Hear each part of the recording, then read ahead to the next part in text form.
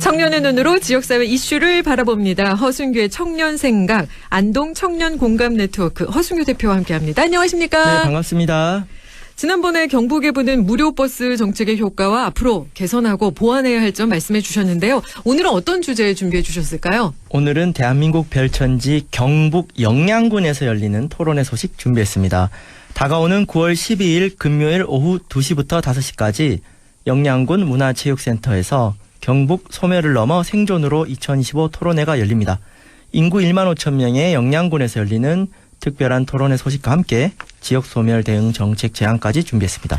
다가오는 9월 12일 금요일인데요. 오후 2시부터 영양군 문화체육센터에서 열리는 경북 소멸을 넘어 생존으로 2025 토론회 소식 준비해 주셨는데요. 조금 더 자세하게 말씀해 주시겠어요? 네, 세계 유교문화재단 주최로 열리는 이번 토론회는 지방 소멸 위기 속에서 경북의 지속 가능한 발전 전략과 생존 방안을 모색하기 위해 마련됐습니다. 학계, 정책 전문가, 지역 활동가, 청년 등이 참여해서 현실을 진단하고 대안을 제시하고 사례 공유하고 또 종합 토론하는 순으로 진행되는데, 특히 이번 토론회는 국민의힘 일당 독과점 지역인 경북에서 지역의 정치권이 함께 협치해서 열리는 토론회여서 인상 깊습니다. 예, 지역의 정치권이 함께 협치해서 열리는 토론회다라고 말씀을 해주셨는데요. 어떤 점이 인상적일까요? 네, 현재 경북은 22개 시군 가운데 무소속인 의성군수, 영천시장 제외하고 20개 시군 시장군수 모두가 특정 정당 소속인데요. 아나운서님, 여기서 특정 정당은 어느 정당일까요? 제가 뭐 말하지 않아도 청취자분들도 다 알고 계실 것 같은데요. 국민의힘 아니겠습니까? 네, 그렇습니다. 경북의 20개 시장군수가 국민의힘 소속이고 오도창 영양군수도 그러한데요. 이번 토론회는 작년에 열린 영양군 소멸을 넘어 생존으로 토론에 이어서 열린 토론회인데, 그 작년에 민주당 경북도당 사회적경제위원회가 주최를 했어요. 네. 당시 영양군수님께서 인사말도 해주시고 의장님이 축사로 시작하는 등 훈훈한 분위기 속에서 열렸는데, 네. 올해도 그 민주당 경북도당 사회적경제위원회가 많은 역할을 했고 특히 올해는 소속 정당이 다른 영양군에서 많은 협조를 했습니다. 그리고 주제 발표에는 소수 정당인 녹색당 지역위원장도 섭외가 됐는데, 이렇게 지역 발전을 위해서 여야를 넘어서 정당을 떠나서 이렇게 협치하는 모습은 다른 시군 지역 정치권에서도 참고할 만한 사례입니다. 그래서 영양군, 네, 칭찬할 만한 일이라는 말씀 드리겠습니다. 네, 영양군 칭찬할 만하다. 이렇게 모두 한 마음으로 모였다라는 이야기 해주셨는데, 국민의힘 소속 군수의 협조, 그리고 민주당, 경북도당 사회적경제위원회 역할, 녹색당 지역위원장의 발표까지 정말 다양한 토론이 기대가 되는데요. 토론의 세부 내용이 궁금한데 소개해 주시겠어요? 네, 이번 토론회는 기조 강연, 주제 발표, 사례 발표, 종합 토론으로 구성되는데요. 먼저 기조 강연은 경북 소멸 현실과 대안이라는 주제로 하혜수 경북대 행정학부 교수가 하고요. 네. 첫 번째 주제 발표가 청년이 지역 생존 시작이다. 네, 저가 합니다. 녹색당 네. 안동 공동운영위원장이 하고, 두 번째 발표는 지역 소멸 위기 극복과 지속 가능한 정책이라는 주제로 고용정보연구원의 이상호 연구위원이 합니다. 정책 전문가가 되겠고요. 또 사례 발표는 의성군 이웃사촌 신본마을 사례 발표하고, 마지막 종합 토론은 이제 4명의 패널이 함께 하는데, 김상훈 민주당 경북도당 사회적경제위원장이 사회를 하고, 네. 이회수 국정기획자문위원, 또 김복자 농어촌 기본소득 울진본부 대표, 박명배 사회적경제센터 이사, 그리고 그 허순규 녹색당 위원장까지 해서 이렇게 지역 소멸 대응을 위해서 다양한 토론이 펼쳐진 자리에 우리 지역민 여러분들, 특히 영양군민 여러분들 많은 참여 바랍니다. 네, 청년이 지역 생존의 시작이다라는 주제도 발표하시고 또 토론도 함께 하시는데, 우리 허순규 대표님이 정말 중점적인 역할을 하시지 않을까 이런 생각도 드네요.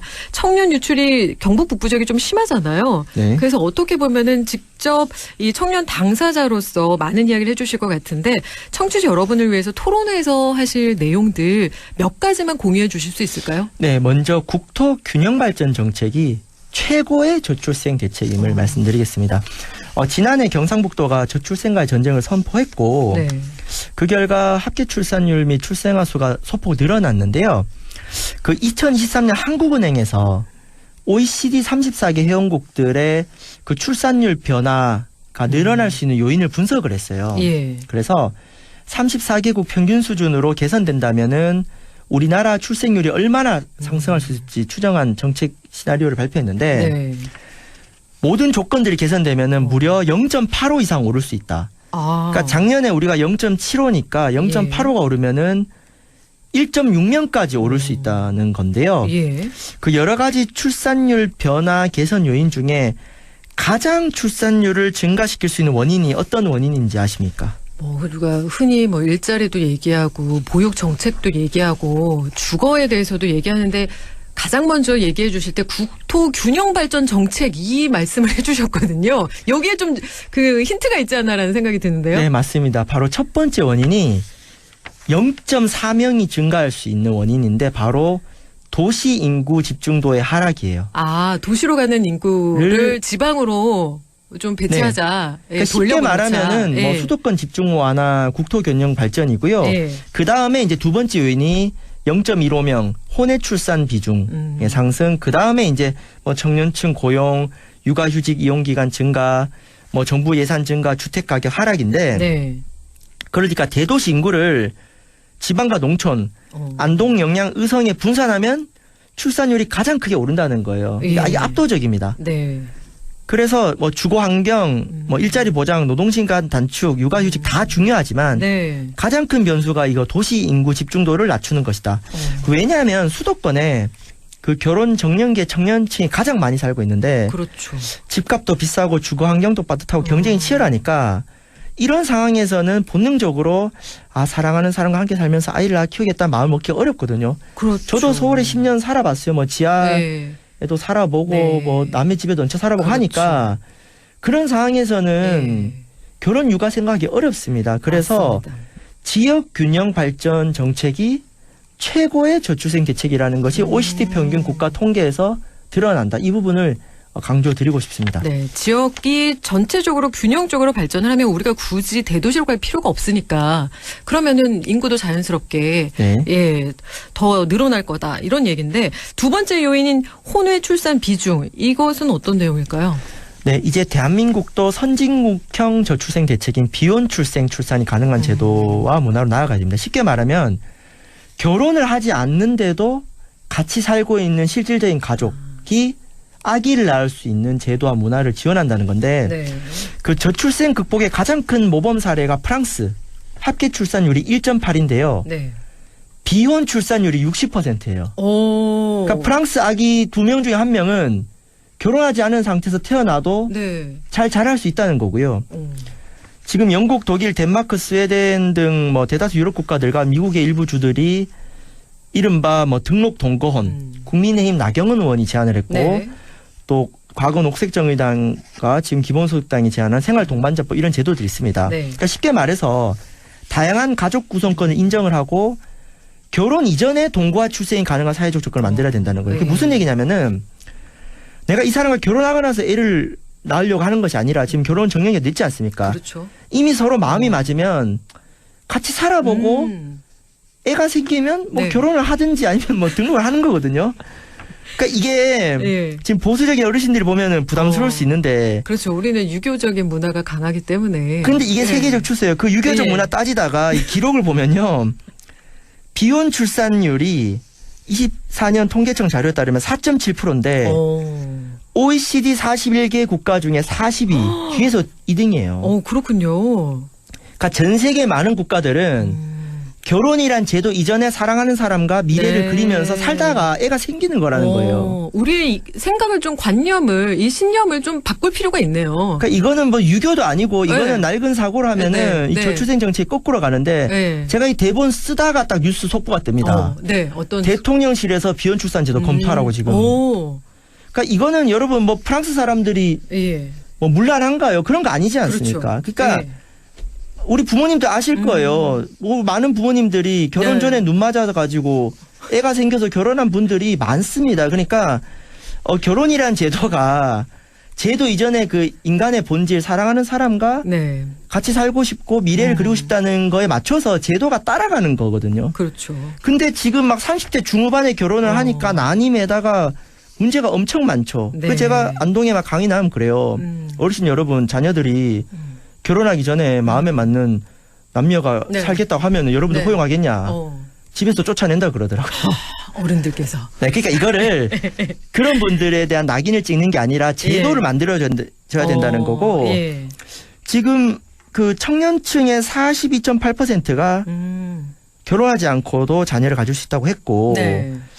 그 2020년 여론조사에 따르면 10명 중 7명이 혼인 혈연 관계가 아니더라도 주거와 생계를 공유한다면 가족이라 이길 수 있다. 요즘 뭐 노인, 장애인 등의 어떤 네. 생활 공동체라든가 네. 여러 가지 다양한 가족 형태가 필요합니다. 이들에 대한 법적인 제도를 갖추는 것이 세계적인 추세고 아까 말씀드린 네. 두 번째 대책일 수 있다는 거죠. 그렇네요. 혼외 출산 비중. 우리 청년층의 생각도 이렇게 변하고 있기 때문에 제도도 그만큼 따라가줘야 된다. 이런 말씀 해주셨고요. 지역 균형 발전, 저출생 문제 수십 년째 우리 중앙과 지역의 정치권에서 이야기하고 있는데 기존 정책에 대해서 다양한 접근이 필요하지 않을까 또 이런 생각이 드네요. 네, 발상의 전환이 좀 필요한데요. 영양군 인구가 1만 5천 명입니다. 예. 울릉도 빼면은 가장 내륙에서 소멸 위기가 높은 지역인데 예. 근데 우리나라 국민들이 오버하는 게 있어요. 뭐냐면은 해외 선진국을 보면요. 인구가 적지만 삶의 질이 높은 도시 마을이 많아요. 그러니까 15,000명이 위기가 아닙니다. 15,000명, 5,000명, 5만 명인데 잘 사는 도시가 많아요. 네. 그리고 대한민국 OECD 국가 중에 자살률 1위 국가입니다. 얼마나 우리네 삶이 피폐하다는 겁니까? 그래서 인구가 적다는 게 오히려 지역 브랜드가 될 수 있다. 네. 가장 시민들이 여유롭고 안정적으로 살 수 있는 조건이 될 수 있기 때문에 또 최근에는 뭐 기농 기촌 인구 늘어나고 있죠. 관계 인구라든가 인구에 대한 개념이 달라지고 있기 때문에 물론 뭐 영양이라든가 안농이라든가 뭐 개선해야 될 점 많지만 네. 자꾸 소멸 위기로만 규정하는 것 자체가 이 발상 자체를 좀 깨야 된다. 인구가 적은 지역이 미래적인 가치들이 많이 있다. 이 관점의 전환이 필요하다는 말씀을 드립니다. 네, 관점의 전환이 필요하다. 지역 브랜드화가 필요하다. 이런 얘기 해주셨는데 사실 이 대도시와 비교해서 우리 경북 북부 지역이 장점이 정말 많거든요. 살기 좋은 환경이고 분명히 소도시만이 가지고 있는 장점이 있거든요. 서울이나 대도시 이 화려한 불빛이 피곤하다 하시는 분들이 꽤 있어요. 그럴 때는 우리 지역으로 오시면 되거든요. 네, 그리고요. 네. 맞습니다. 그렇게 새로운 그 시민들에 대해 매력적인 요소가 우리 지역에 많을 뿐더러 네. 특히 지금 기후 위기가 전 지구적으로 심해지고 있어요. 네.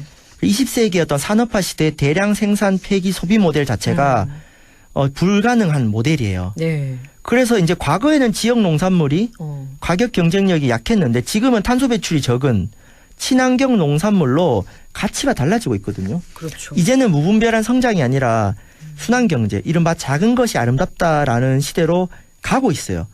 그래서 이러한 시대의 변화를 읽는다면은 영양이나 안동이 서울이나 대구 따라가려고 무리한 정책을 할 게 아니라 오히려 기회의 땅이 될 수 있다는 겁니다. 네. 그러니까 몸이 적은 사람이 무작정 키와 몸무게를 늘리면 탈나지 않습니까? 그렇죠. 그런데 지금 인구 소멸 위기에 놓인 많은 지자체가 무리하게 키와 몸무게를 늘리려고 하는 수요를 과다하게 전망해서 추진하는 관성들이 있어요. 예를 들어 안동의 국제 컨벤션 센터. 네. 안동댐에 지었어야 되는데 도산면에 지으니까 지금 엄청 고생하고 있지 않습니까? 그래서 조금 지금 할 수 있는 검증된 정책을 우선 해야 되고 마지막으로 이제 지역에서 자리 잡으려는 청년들이 우리 주변에 적지 않습니다. 그럼요. 예. 이제 간을 보고 있는 거죠. 예. 안동에 남아야 되나? 떠나야 되나? 이 친구들에게는 제가 5가지 키워드. 5가지 키워드요? 네, 주거, 일자리, 정책 참여, 교통 이동권, 그리고 관계 형성. 이 5가지의 어떤 요소들이 그 청년들이 지역에 정착하게 되는 네. 요소로 작용을 합니다. 그럼 이것들에 대한 지원을 어떻게 할 것인가? 지역의 기존의 자원들을 네. 어떻게 청년들에게 과감하게 개방할 것인지 세대를 넘어서 많은 토론과 지원이 필요한데 이런 자세한 내용이 궁금하신 분들은 영양군 토론에 많은 참여 부탁드리겠습니다. 9월 12일 금요일 오후 2시. 네. 영양군 문화체육센터. 네. 여러분께서 또 됩니다. 함께 참여해 주실 때 저희가 또 함께 이 정책을 더 확립하는 데 도움이 되죠. 그럼요. 그렇죠. 네, 오늘 말씀 여기까지 함께 하겠습니다. 지역에서의 삶을 고민하는 청년들에게는 주거, 일자리, 정책 참여, 교통 이동권, 관계 형성 이 5가지 기회를 주는데 지역사회가 함께 토론하고 힘을 모아야 한다. 이 말씀이 가장 기억에 남는데요. 저는 이 말씀 새기겠습니다. 지금까지 허성규의 청년생각 안동 청년공감네트워크 허성규 대표와 함께 이야기 나눴습니다. 라디오의 1부 여기까지고요. 잠시 후 2부에서 뵙겠습니다. 네, 감사합니다.